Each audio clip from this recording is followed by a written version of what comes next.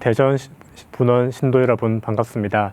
그동안 잘 지내셨습니까? 코로나로 인해서 갑자기 산문을 닫게 되어서 여러분은 매일 뵙고 같이 공부를 하다가 이렇게 몇 달 동안 뵙지 못하고 이렇게 인터넷으로나마 뵐 수 있게 되어서 정말 반갑습니다. 얼른 이 코로나 사태가 빨리 진정되어서 여러분이 빨리 법당에 나오시고 함께 기도하고 공부하고 예전의 일상생활로 같이 돌아갔으면 하는 바람입니다. 오늘은 그 관음경 마지막 시간으로서 관음태교에 대해서 한번 간략하게 30분 정도 이야기를 좀 해드릴까 합니다. 물론 여러분 그동안 많이 다니셨던 분들은 예전에 한 7, 8년 전입니까? 그때 관음태교 강좌를 열었기 때문에 그때 들어서 익히 알고 계시리라 봅니다. 그리고 우리 교재에도 잘 설명이 되어 있습니다.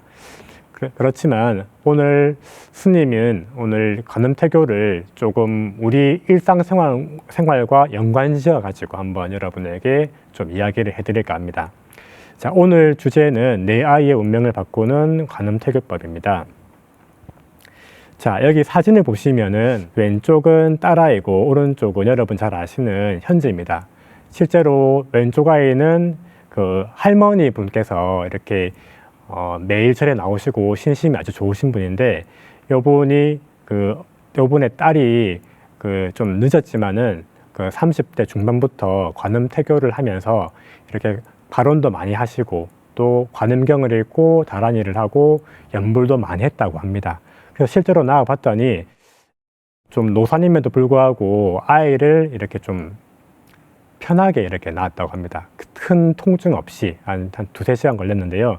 통증 없이 나왔고 또 지금은 좀 많이 컸는데요. 다른 아이들에 비해서 조금 배려심이 많다고 할까요? 그래서 이 두 아이 사진을 보면서 이 아이들의 공통점은 무엇인가? 두 아이 다 관음태교로 나왔고 그리고 부처님께 불공도 올렸고요. 또 기도도 많이 올린 분들이고 또 실제로 이 아이들을 보니까 어릴 때부터 다른 사람들에게 이렇게 배려할 줄 아는 그런 게 있다고 합니다. 그리고 내 것을 남에게 나눠줄 줄 알고 또 그리고 부모님에게 부모님을 생각해서 무엇을 받게 되면은 부모님을 생각해서 먹을 게 있으면 그것을 부모님께 먼저 드리는 이런 아이도 있다고 하니까 참 어릴 때부터 쉽지 않은데 그게 남다른 것 같습니다. 자, 오늘은 먼저 태교의 필요성에 대해서 한번 보겠고요. 그 다음에 태교는 빠를수록 좋다. 그 다음에 먼저 착한 사람이 되자는 그런 걸 좀 말씀드리고 싶고, 그 다음에 관세음보살님 말씀 소개해 드리고요. 그 다음에 실제로 관음태교법에 대해서 좀 간단하게 설명해 드리고, 그 다음에 태교로 낳은 아이들의 사례에 대해서 한번 이렇게 좀 소개해 드리겠습니다. 자, 10달 태교가 출산 후의 평생 교육보다 더 중요하다. 여러분 한 번쯤은 다 들어보셨을 겁니다. 아이를 낳고 나서 보통 보면은 조기교육이라고 해서 4살, 5살부터 영어 유치원에 보내기도 하고 또 사교육이라고 해서 또 학원이라든지 국영수 학원 보내기도 하고 또 피아노 학원, 요즘에는 예능이 또 이렇게 좀 유행이더라고요. 그래서 태권도라든지 바이올린, 피아노, 무용을 배우기도 하고 아무튼 이런 많은 교육을 하고 있습니다. 근데 정작 중요한 것은 요 평생 아이의 그런 영유아 때 어릴 때부터 하는 이런 사교육보다도 진짜 중요한 것은 뱃속에 있을 때부터 태아 때부터 하는 게 더 중요하다고 합니다. 자, 조선시대 때 사주당 이씨라는 분이 쓴 태교신기라는 책이 있다고 합니다. 여기에도 스승의 10년의 가르침보다 100년일 수도 있습니다. 100년의 가르침보다 어머니의 태교 10달이 더 낫다. 자, 이런 말이 나와 있고요. 여기 보시면 스님이 책을 캡처했는데 이렇게 한문으로 되어 있네요. 태교신기라고 되어 있고 오른쪽에는 아주 좀 이렇게 오래된 책 같은데요. 한 300~400년 된 책 같습니다. 보니까 한문으로 되어 있죠. 여기 보니까. 그래서 태교는 빠를수록 좋다. 이 태교신기 2절을 보시면 아버지가 낳으시고 어머니가 길러주심과 스승의 가르침이 모두 한 가지다. 뛰어난 의사는 병이 오기 전에 다스리고 좋은 교육은 태어나기 전에 가르친다. 양의사와 그리고 한의사를 보면은 그냥 양의사는 병이 났을 때 우리가 가서 고치고 약을 먹지 않습니까? 근데 한의사는 좀 다르더라고요. 보니까 미리 병이 오기 전부터 예방의학이라고 해서 병이 오기 전부터 가서 약한 부위를 치료해주고 그렇게 해서 치유하는 방법인데 태교는 어떻게 보면은 한의원과 같다고 저는 생각을 합니다. 그래서 스승의 10년 가르침이 어머니 태중에서 10개월만 못하고 또 어머니가 태중에서 10개월이 아버지의 수태시 정결한 마음가짐은 못하다. 자, 여기는 어머니의 태중에서 10개월 교육보다 더 중요한 것은 아버지와 어머니가 만나서 이렇게 그러니까 정자와 난자가 만나서 수정란이 될 때 이때가 더 중요하다고 합니다. 요즘 보면은 젊으신 분들은 이렇게 술김에 술을 마시고 이렇게 하게 되어 가지고 아이를 낳는 경우가 많지 않습니까? 근데 여기서는 그것이 아니라 그 두 분이 충분히 준비되어 가지고 몸과 마음이 깨끗하게 준비된 상태에서 해야 된다. 이것을 이미 태교 신기 때부터 이야기를 하고 있습니다. 그리고 보통 태교는 어머니 혼자서 이렇게 한다고 생각하는데 그것이 아니라 아버지도 함께 협조를 해줘야 되고 아버지도 같이 해줘야지 더 완벽한 태교가 될 수 있다. 이렇게 말을 하고 있습니다. 예. 자, 스님이 여기 보면은 그 사진을 2장 준비했습니다. 왼쪽에는 아주 좀 거름지고 좀 비료도 많이 주고 몇 년 동안 잘 가꾼 황토밭이고 오른쪽에는 모래 땅입니다. 자, 여러분은 농사를 짓게 된다면 과연 어느 땅에 씨앗을 뿌리겠습니까? 어느 땅에 뿌려야지 식물이 뿌리를 잘 내리고 식물이 잘 자라서 많은 결실을 거둘 수 있을지 한번 여러분 생각해 보십시오. 당연히 왼쪽 땅에다가 여러분 뿌리실 겁니다. 그런데 왼쪽 땅에 뿌리시려면은 준비를 많이 해야 될 겁니다. 미리 부지런하게 이렇게 겨울부터 뭐 호미를 심든지 이때부터 뭐 그 가축분 퇴비를 뿌리든지 뭐 유기물 비료도 뿌리고 이렇게 많이 정성을 들여야지 이렇게 좋은 땅이 되지 않습니까? 예. 태교도 이와 같습니다, 여러분. 태교도 미리 준비를 해야 되거든요. 예. 단순히 아이를 가진 때부터 하는 것이 아니라 그 이전부터 준비를 해야 됩니다. 그것 중에 하나가 선행을 많이 하고 어머니, 아버지 마찬가지입니다. 선행을 많이 하고 복덕을 많이 지어야 됩니다.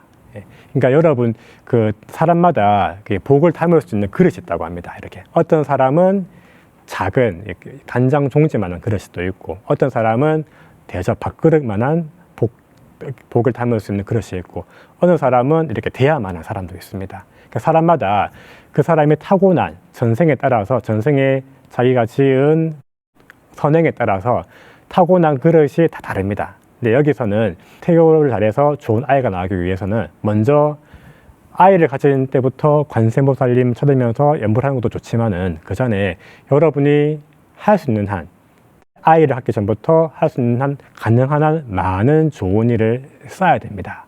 이렇게 해야지 이렇게 나의 복덕의 그릇이 커지면서 이 커진 만큼 이렇게 좋은 인연의 아이를 가져올 수 있거든요.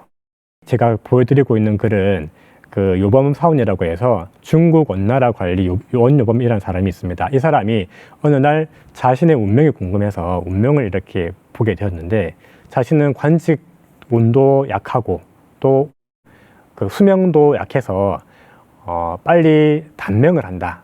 빨리 단명을 하는 그런 사주였다고 합니다.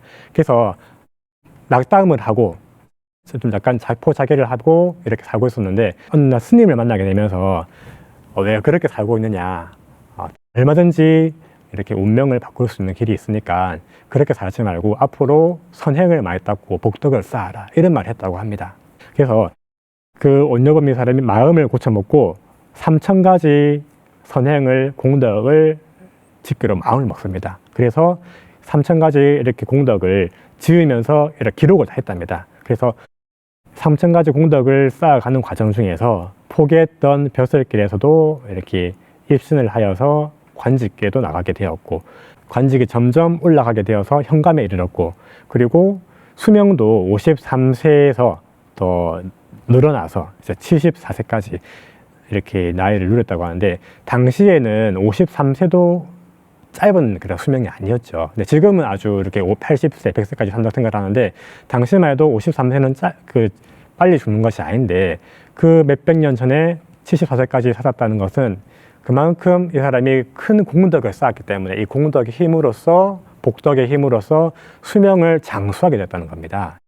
자신이 방을 고쳐먹고 선행을 하기로 결심을 하고 적극적으로 한 결과 관지군도 생기고 수명도 많이 늘어나게 되고 이렇게 건강하게 살았다고 합니다.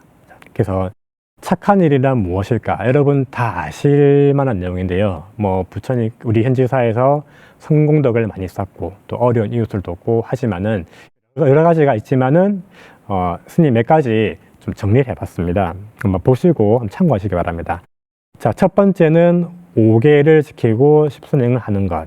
자, 살아있는 목숨 죽이지 않고 남의 주지 않는 것을 갖지 않고 정해진 남녀가 아닌 다른 사람과 이렇게 만나거나 이렇게 삿된 음행을 하는 것, 그리고 내 이익을 위해서 거짓말을 하는 것, 그리고 술을 과도하게 먹고 앞에 4가지 계율을 어기는 것, 이런 것을 하지 않고요. 일단 하지 않고 반대로 죽어가는 생명이 있으면은 생명을 살리기 위해서 노력하는 것, 그리고 남이 주지 않는 것을 갖지 않는 것이 아니라 반대로 내가 가진 것을 남에게 베풀어 주는 것. 어려운 불쌍한 이웃이 있으면 그것을 보고 지나치지 않고 내가 작게라도 조금이라도 도우려고 하는 것. 실제로 도와주는 것도 포함이지만은 그 사람이 다른 사람에게 도와줄 수 있도록 인연에 맺어주는 것도 마찬가지입니다. 그리고 다른 사람이 도와주는 것을 보고 따라 기뻐하는 것, 잘했다고 이렇게 칭찬하거나 이런 것도 내가 도와주는 것과 비슷하다고 합니다. 그리고 다른 사람이 사음을 하려고 한다. 그러면 그렇게 하지 말라고 그 사람을 설득을 하고요. 그리고 다른 사람이 청정 범행을 지키며 사는 것이 분이 있다면 그 사람에게 칭찬하고 또 찬탄하고 함께 기뻐해 주는 것, 이런 것도 마찬가지입니다. 그리고 또 거짓말을 하지 않고 한 말은 꼭 지키는 것도 포함되겠죠.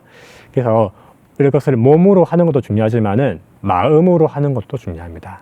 그러니까 몸과 말과 뜻으로 이렇게 다른 사람이 하는 것을 따라 기뻐해주고 또 칭찬해주고 찬탄해주고 또 남이 나쁜 것을 하는 모습을 보면은 그렇게 하지 말라고 내가 최대한 할 수 있는 만큼 그 사람에게 설득을 해서 그 사람이 나쁜 짓을 하지 않도록 이렇게 도와주는 것도 포함되는 겁니다. 이것이 전부 다 착한 일이죠. 사실 5계를 지키고 십선행만 해도 여러분이 가는 곳이 있다고 하죠. 어디입니까? 저기 인간 세계 위에, 아수라 세계 위에 천상 세계에 나올 수 있다고 합니다. 그만큼 이것이 쉽지 않은데 여러분이 이거는 태교를 준비하는 분들 포함도 되지만은 그 위에 모든 사람에게 포함되는 말입니다. 예. 그래서 다른 사람의 착한 일을 칭찬하는 것, 이것도 착한 일에 들어가고요. 사람의 싸움을 말리는 것, 이것도 그냥 지나치지 마시고 이렇게 중재해서 이렇게 한다고 합니다.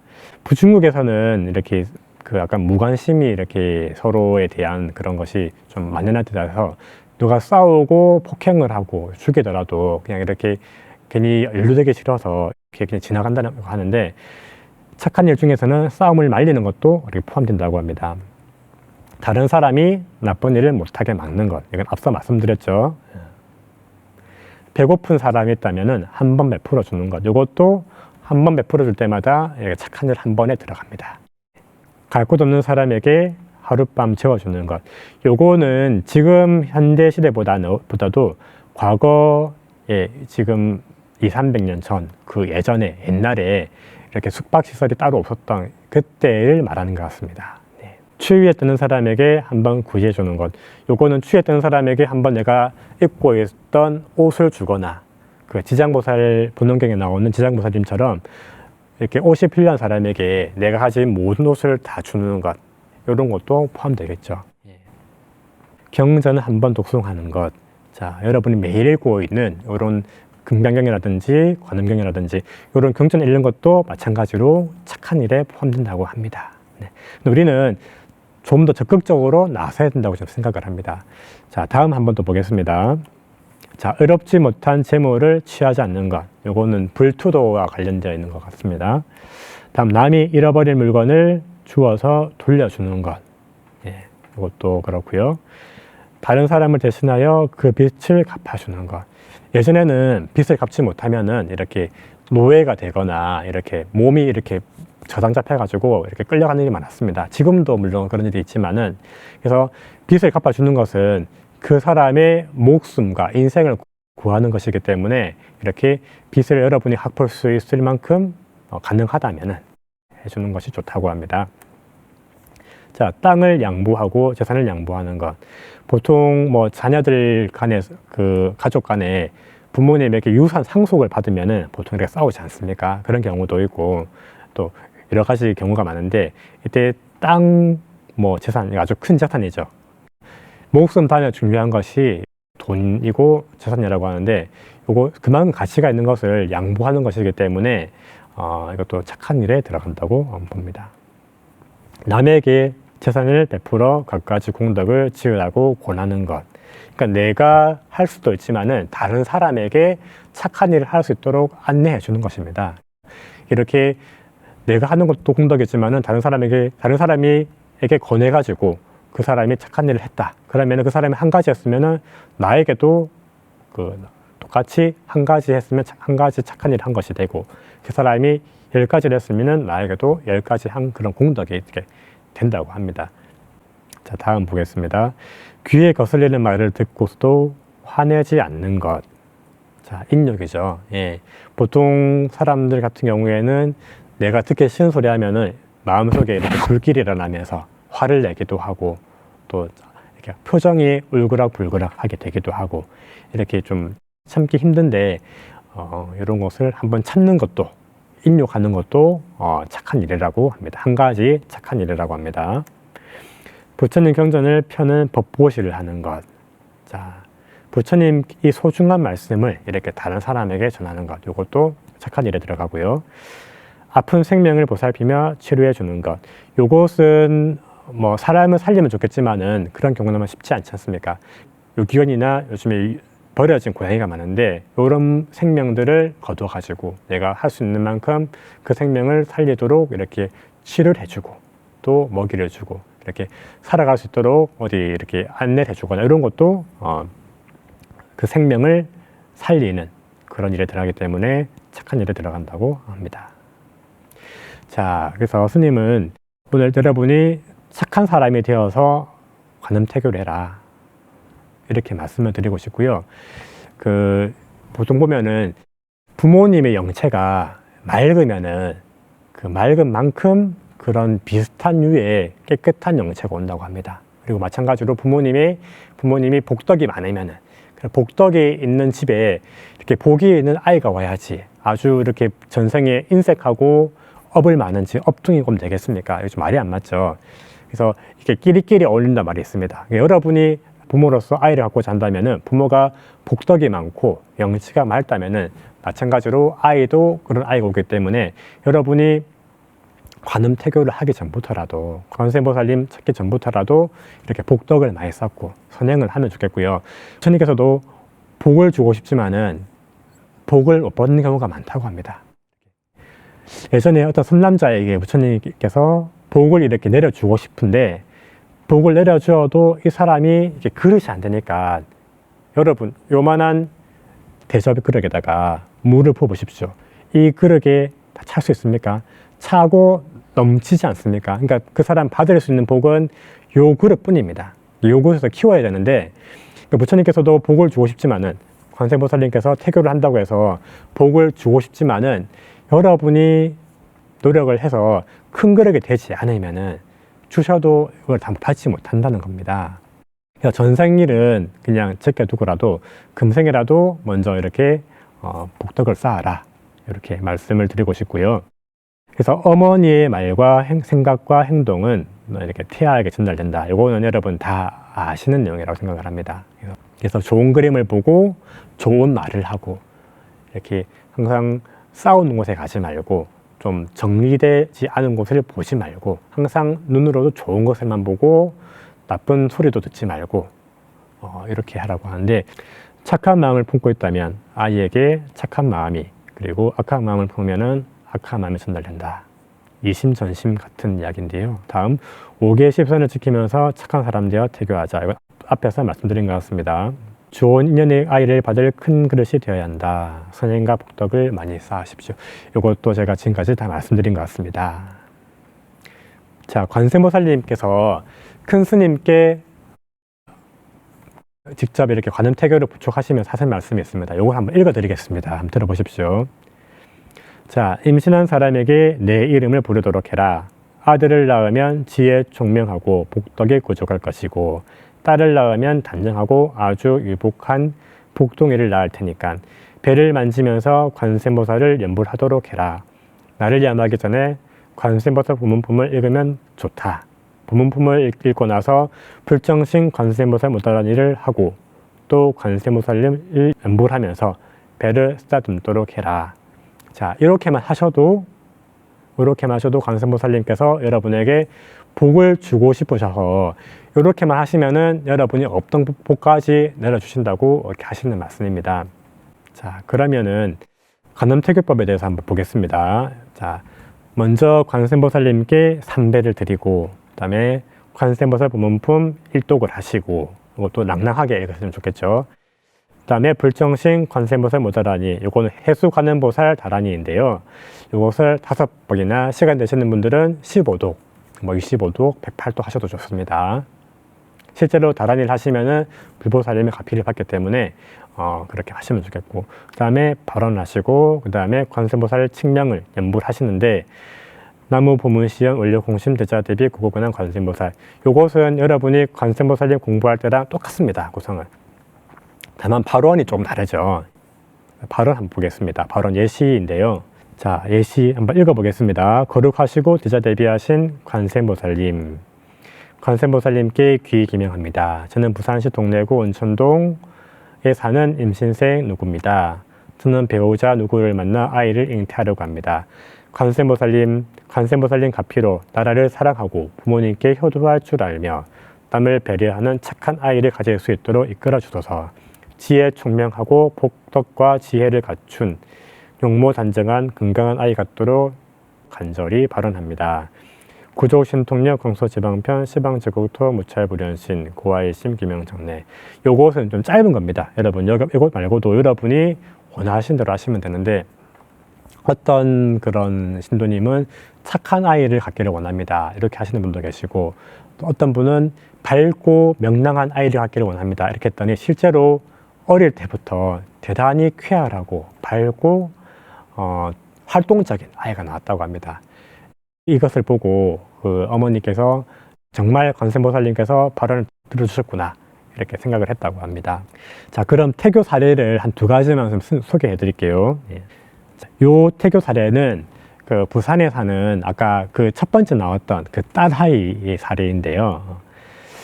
딸이 결혼하고 6년 만에 선랑부처님께 기도를 올리고 20여일 만에 임신했다고 합니다. 그러니까 6년 동안 아이를 갖지 못하고 있다가 현지사를 만나서 기위하고 선랑부처님께 기도를 올려서 20일 만에 임신했다고 합니다. 자, 임신 후에 태교로 관음태교를 했다고 합니다. 딸이 교직에 몸담고 있을 때의 일입니다.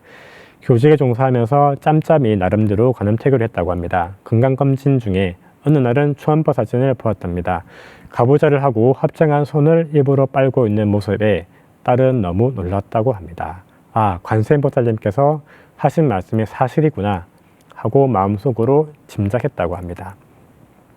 35살의 초산인데 태아가 3.9kg이나 되니 순산을 걱정하면서 열심히 관음태교를 했답니다. 그리고 자연분만을 했고요. 분만을 할 때 상고를 3시간 정도, 좀 초산할 때는 보통 이렇게 7시간 하기도 하고 길다고 하는데 좀 이건 짧은 거라고 하네요. 건강하고 예쁜 딸을 얻었습니다. 모유를 먹이는데 혹여 부족하지 않을까 걱정했지만 필요한 만큼 모유가 나와서 참 신기했습니다. 지금 21개월인데 첫돌이 가까울 때부터 부처님 하면 고개를 숙여 절하고 만세하며 하이파이브를 합니다. 울 때도 관세음보살님을 5번 정도 칭명하면 벌써 입으로 따라합니다. 지금은 절도 잘하고 건강하고 밝고 친구와 놀 때도 앉는 자리를 양보도 잘하고 가지고 노는 장난감을 서로 나눠 가지면서 사이좋게 놀곤 합니다. 앉을 때도 발은 가부샤로 앉습니다. 기분이 나빠할 때는 부처님 하면은 한박 웃음을 짓습니다. 참 어릴 때부터 이렇게 부처님과 인연을 맺어 놓으니까 이렇게 부처님만 말만 들어도 고개 숙여 절하고 반응이 너무 좋지 않습니까? 좀 부처님과 좀 깊은 인연이 있는 것 같습니다. 다음 사례는 똑같은 그 어머니인데 이번에 아들을 낳았다고 합니다. 아들이 첫 애를 얻었습니다. 아들입니다. 역시 며느리는 관음퇴교를 했답니다. 건강하고 인내력이 있습니다. 지금 태어난 지 11개월이 지났습니다.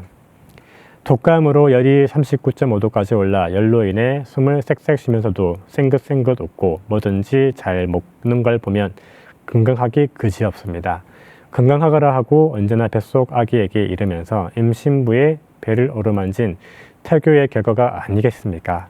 역시 부처님 하면 절을 하고 부처님 성상 앞에만 가면 절을 꼬박하는 걸 보면 관음태교의 결과라고 생각한답니다. 건강하고 명랑하고 영리하고 지혜로우며 단아하고 품위 있는 인내심 많은 자식을 원하신다면 관음태교하시리라고 모든 분들께 권하고 싶습니다. 자, 이 아이도 부처님만 보면은 절을 하려고 하고 또 건강하고 명랑하고요. 이렇게 여러 가지 다른 아이들과는 조금 다른 차이점이 있다고 하는데 역시 조금 일단 건강하게만 해도 그런데 이런 여러 가지가 참 좋으니까 여러분들도 혹시 주변에 있다면 권하시면 좋겠고요. 그리고 얼마 전에 스님이 이거 겪은 일인데 관음태교를 했다고 하는 그 이렇게 어머니가 오셔가지고 신도님인데 아이를 데리고 오셨더라고요. 근데 이 아이를 봤는데 몇 번 봤는데 볼 때마다 스님에게 이렇게 무엇을 이렇게 주려고 이렇게 하더라고요. 물론 뭐 이렇게 껌이라든지 이렇게 자기가 갖고 있는 그런 간식거리인 것 같은데 그것을 스님만 보면은 이렇게 손을 내밀어 가지고 그러니까 저보고 스님에게 주고 싶다는 표현인 것 같아요. 그러니까 그거를 이렇게 내미는 데 보니까 참 좀 희한하다 좀 생각을 했거든요. 보통 아이들은 애착이 많기 때문에 자기 것을 이렇게 주려고 하지 않고 받으려고만 하지 않지 않습니까? 근데 이 아이는 스님에게 주려고 하고 스님이 너무 기특해서 이렇게 받긴 받았거든요, 제가. 태교로 난 아이가 있다면은, 좋은 일이 있다면은 좀 소개도 해주시고요. 그래서 스님은 개인적으로는 관음태교가 좀 활성화되기 위해서는 관음태교 홍보 영상도 좀 만들어주면 좋겠고요. 그리고 많은 불자님들에게 좀 이렇게 소개가 되었으면 좋겠습니다.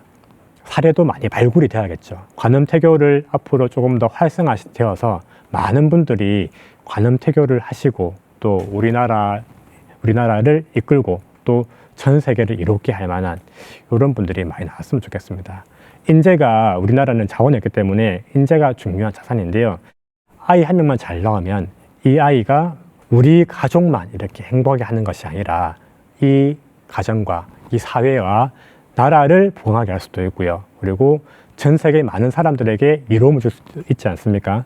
예를 들어서 이렇게 빌 게이츠 같은 아주 큰 석학이 나온다면은 나만 이렇게 잘 사는 것이 아니라 많은 분들에게 이렇게 좋은 이타행을 할 수 있는 그런 또 계기가 된다고 또 생각을 합니다. 그 아이도 이렇게 많은 사람들에게 이타행을 할 수 좋고 보살행을 할 수도 좋고 또 그 아이를 낳은 부모님도 덩달아서 그 보살행을 하고 이타행하는 그런 큰 인연의 반연이 되기 때문에 관음태교를 많이 이렇게 권장해 주시고요. 또 할머니, 할아버지가 이렇게 관음태교를 하고 싶지 않은 딸아이 아들이 말을 안 듣는답니다. 이럴 경우에는 대신 할머니 분께서 할아버지께서 대신 우리 신도님들이 대신 관음태교를 해주면은 산모가 하는 것보다는 좀 못하지만은 일부 효과가 있다고 하니까 혹시나 이 강의를 들으시거나 아시는 분들이 관음태교를 좀 직접 하시고 발언을 좀 대신 잘 해주셔가지고 하시고 이렇게 태교로 이렇게 나와서 한 명이라도 나와가지고 제대로 된 아이가 나와가지고 이 나라와 전 세계를 좀 더 잘 살 수 있도록 또 지구촌이 살기 좋은 지구가 될 수 있도록 이렇게 좀 됐으면 좋겠습니다. 자, 오늘 관음태교를 짧게 했는데요. 얼른 이 코로나 사태가 종식되어서 여러분이 빨리 법당에 나오셔가지고 또 공부도 같이 하시고 또 성공록도 같이 쌓고 또 즐거운 신앙 생활을 했으면 좋겠습니다. 아무튼 이 산문이 열릴 때까지 댁에서 건강하시고요. 또 나름대로 할 수 있는 만큼 좋은 일도 많이 하시고 또 성공록도 많이 쌓으시고요. 연불도 많이 하시고 그렇게 해서 여러분 가정이 항상 건강하고 모든 가족분들이 건강하고 행복하고 또 경제적으로 좀 더 풍요로워지셨으면 좋겠습니다. 오늘 관음경 마지막 시간 관음태교를 여기서 마치겠습니다. 시청해 주셔서 감사합니다.